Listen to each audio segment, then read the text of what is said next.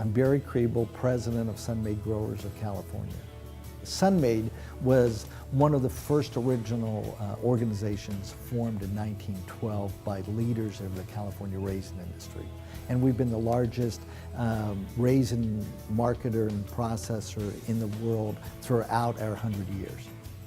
We moved out to our present location in Fresno County, but in Kingsburg in 1964.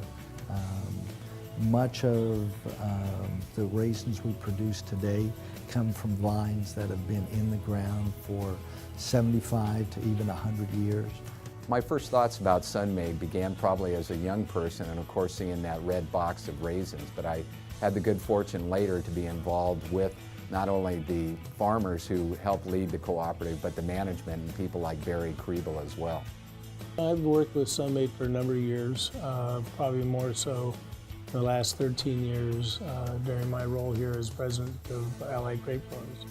I've gotten to know the board of directors, the staff, Barry Kriebel and Rick Stark, as well as a number of their growers. So I interact with them for a number of different events on behalf of agriculture, and it's been a great experience to be involved with what they do for this community. We are a cooperative, which by itself is becoming more unique.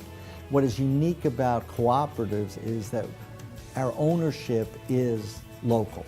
We're owned by local farmers, family farmers who grow in this community, and they, in most cases, live on the farm and are part of the farming community here.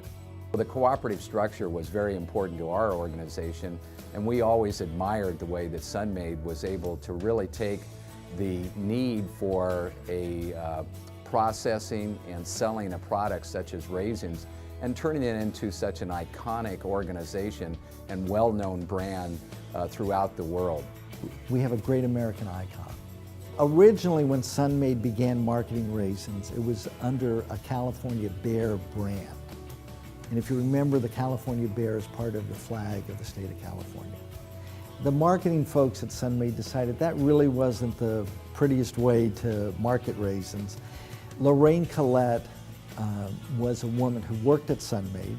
The Sun-Maid executive saw her drying her hair in the sun here in Fresno, wearing a sunbonnet later, and so she became the American icon that Sun-Maid raisins are known for. You can go anywhere in the world and talk about Sun-Maid. You can talk about that box, and you can talk about that lady in the bonnet, and everybody knows what you're talking about. Sun-Maid has certainly seen its ups and downs and cycles through the years.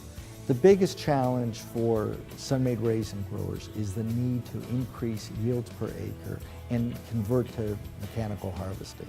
There's been enormous increases in dried on the vine production and mechanical harvesting in the last decade, and more will be needed in the future. There's been increased global production of raisins, and we'll have to meet those challenges by expanding world consumption. Part of that is there aren't as many people eating at home as there used to. So people used to bake with Sun-Maid raisins as a normal practice. Now people are eating out at restaurants, fast food shops that really are not pushing raisins as much as eating at home and in-home cooking did a decade ago. The vast majority of our revenue goes back into the community, and it's been so for our 100 years. Sun-Maid has always been there when there's a tragedy to donate food, raisins, money. They've always been there to support the community when there wasn't a tragedy, but just a need. I can think of many times when we're all working together, looking at the needs of maybe some of the underprivileged in the community, and organizations like Sun-Maid are always there at the forefront to assist. Sun-Maid has donated raisins, they've donated funds to different communities as well as our own, but they're also here to donate their time and effort, again, raisin product, but also their finances to support different causes that they feel are important to both the community into the industry. When we first heard that we received this award, we were delighted. I've known the folks at Baker, Peterson, and Franklin throughout my career, and it was a delight that we received this award, especially because it is our 100th anniversary. When you really look at the background and the reasons for giving the award, you could see that Sun-Maid fit every one of those categories. It's a sound business. It performs on behalf of its membership. It's well led. It really moves forward in a fashion to think about the future. Every item that I think this award was designed for was met by the selection of Sun-Maid.